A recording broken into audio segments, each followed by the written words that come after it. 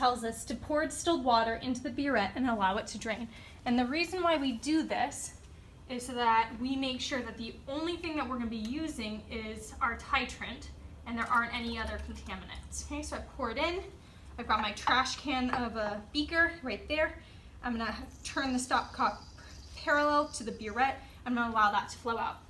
The next thing that I need to do is I need to pour in whatever my titrant's going to be. Well, in this case, because I know the concentration of sodium hydroxide, it has a concentration of 0.05 molar. That's going to be my titrant, so that's what's going to go into the burette.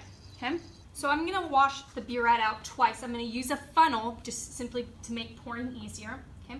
I'm going to do just a little bit of the sodium hydroxide in there. And the purpose of this step is to make sure that I get rid of any of the water that's in the burette to make sure that it doesn't dilute out the solution. Okay, so I'm going to let that run out, and as soon as that's done, I'm going to pour it in a second time in order to make sure that the only thing that's in my burette at that point is my 0.05 molar sodium hydroxide. Next, what I'm going to do is I'm going to pour in the sodium hydroxide, and I'm going to actually fill it up to the top and leave it because that's what I'm actually going to measure. So I'm going to pour it in the top.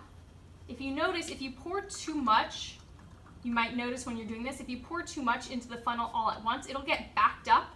So just be careful to pour it in slowly, or else you're going to have overflowing sodium hydroxide, which we just never want, okay? So there we go, it's full. What you can do now, what we've done a number of times, is measured the volume. Remember, you're reading it like a ruler. The burette starts at 0 and then it goes down. So you'll measure it just like a ruler with 0 at the top and then reading it like a regular ruler. Okay, so I've set up my burette. Now the next step is to measure 15 mils of acetic acid into the flask. All right, and then I'm going to add 2 drops of whichever indicator I decide is necessary, and I'll talk about that in 1 second. Okay, so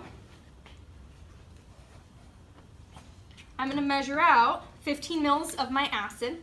I don't know the concentration of my acid, and that's the whole purpose of this. Okay, so I'm showing you measuring out 15 mils. Obviously, you're going to have this on the table so that you can look at the meniscus. Okay, and then you're going to pour this into your flask. Okay, so I'm going to pour it into my flask. At this point, what I have is my weak acid and my strong base. Now, in order to see where my equivalence point happens, which we call my end point because that's a color change, I have to figure out what type of indicator to use. So when I'm thinking about this, I've got a weak acid and a strong base. So just as a review, if you have a strong acid and a strong base, when you have equal amounts of them, that's your equivalence point.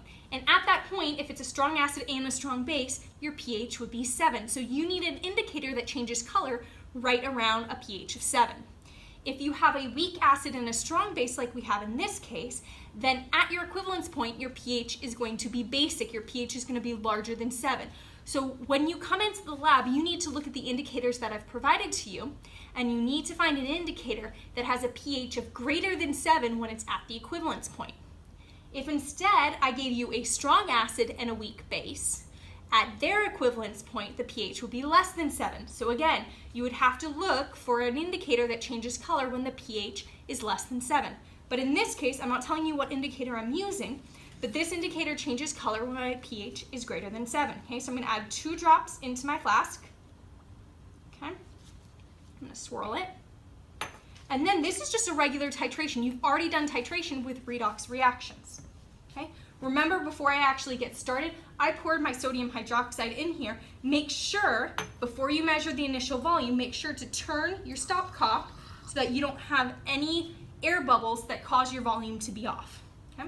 So I'm going to remove my trash can, and now I'm going to start titrating. Remember, you want to start adding slowly, and if you see absolutely no color change at all, I'm going to scoot this up. If you see no color change at all, you can add a little bit more quickly.